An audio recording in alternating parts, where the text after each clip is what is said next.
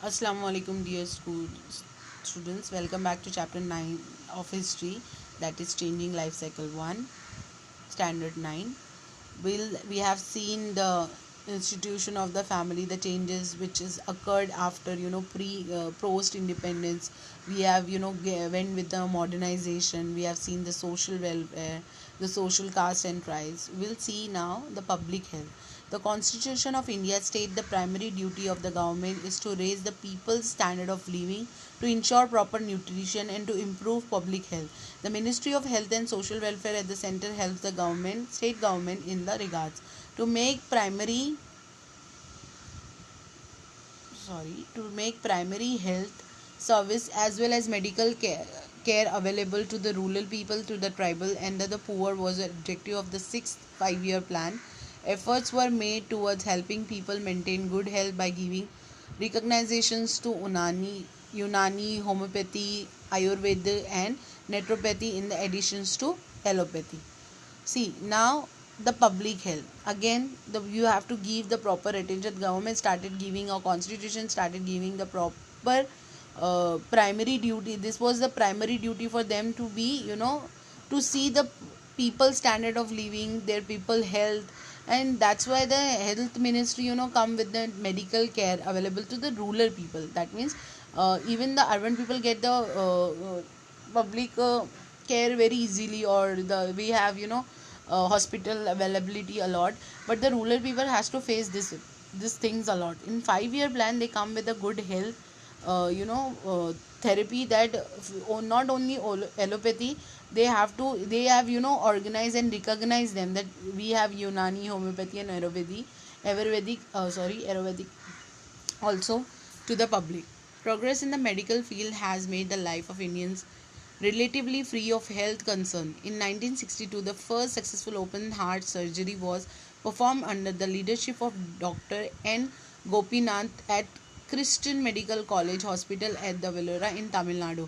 Hence, it is no longer necessary to go abroad for such treatment. Similarly, the invention of the Jaipur food has transformed the lives of the disabled in India. Before 1968, if a person lost a leg in the accident, he had to suffer for the rest of his life. In order to remedy the situation, Dr. Pramod Shetty designed and manufactured artificial limb, noses, and ears with the help of the skilled craftsman Ramchandra Sharma.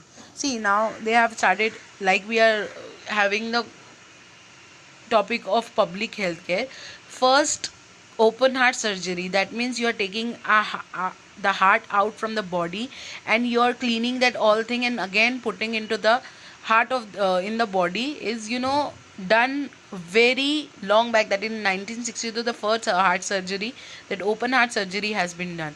Now it is very common that every third person, or maybe you can say the one of the in 30% one of the person is having the open heart surgery. Now it is very common, or in before 1962 it was not common, that open heart surgery done by Dr. Gopinath in medical college. That one, if he will be not the in do perform this such thing, they have to go to have a treatment outside the India, or in abroad.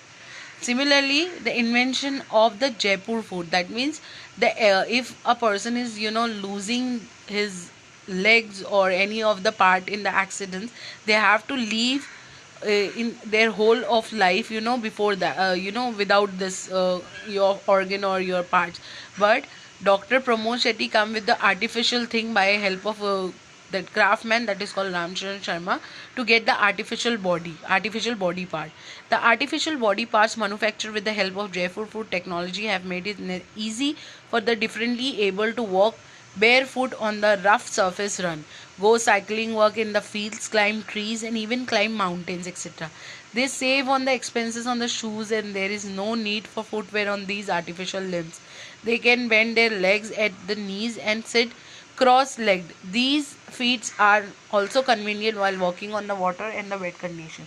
So how they have made the artificial walk and these kind of parts, that means they are very convenient. We can walk through that, we can run through that, we can even climb the mountain.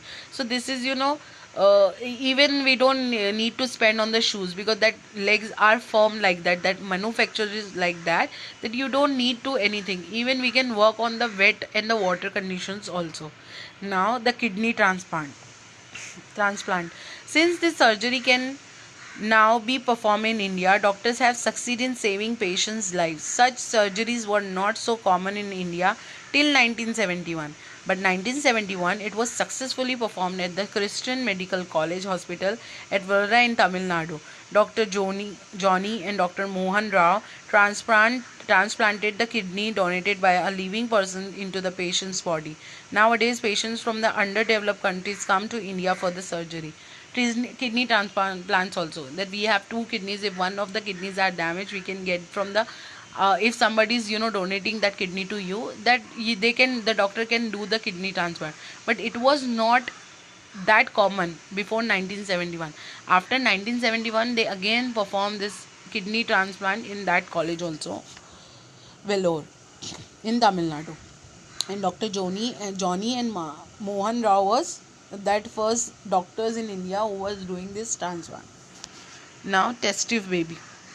Right from the early times, having a baby is considered to be one of the most important in Indian family system. The support of test tube baby technology has been available to childless couples since 1978. It was under the supervision of Subhash Mukhopadhyay that is experiment of this test tube baby was successfully carried out at Kolkata. This was the first successful attempt to the artificial conceptions. A girl named Durga was born. This technology helped to solve the problem of the childless couple who wanted children. See, this kind of test tube baby is something like a couple who was trying to get the baby, and they are not having a baby because of some issues in some personal issues or some issues in their body. So this test tube baby helped that to give the conceptions, or you can accept a baby by in their artificial way, which I don't want to get into the deep. So you will get to know that they have to, they come with this technology also, like a test tube baby, that now you can have baby also very easily, because this is very important, a couple to carry out the baby for name and sake of the family. Then immunizations. Before 1978, every year 6 Indian infants out of the every 10 who were born fatal health problem in very first year of their born. These immunizations program was taken up to the overcome the treatment of polio, measles, tenses, TB, diarrhea, and whooping cough. The plus pulses polio immunizations program started in 1955 to has a control on polio. See, this problem is occurs the very small in the toddler age. Why this has happened, that they don't get, the parents don't give them a proper polio dose to these kind of children, and then they have to face this polio thing and immunizations. Why? Because they don't get the proper dose after the birth.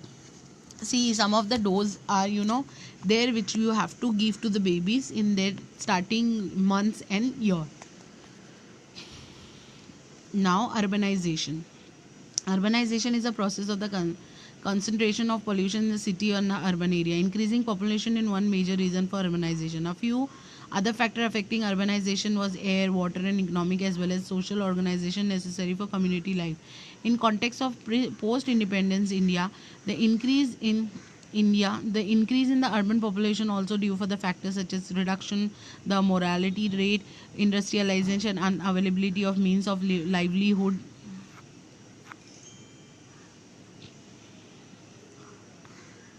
rural areas, job opportunities in the city, and resulting migration. To reduce the strain on the cities in the necessary to make job available in the village, achieve a balanced economic development, control the expansion of the metros, and provide necessary service and facilities in the both urban as well as rural area. See, in geography we have went with the deep discussion about the urbanization, why the urbanization has increased so much, because of the job opportunities are not available in the rural area, because of the many facilities are not available in the rural areas, and economic development, people have, standard of they have increased their standard of living. In village there are lack of, availability of resources and all.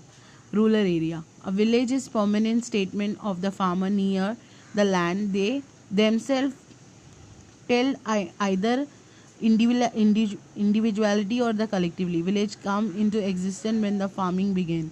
Villages in India are tinily populated. A dense cluster of the house surrounded by the farmland is a unique features of Indian's village. A settlement smaller than even a village is called hamlet. Compared to the urban community, the village community is very small. Villages are not informed across India. They are also different based on the religion and physical features. Again, the rural area, which is, the only it is popular because of the farmers. The rural area only the farmers used to live, and still they are living.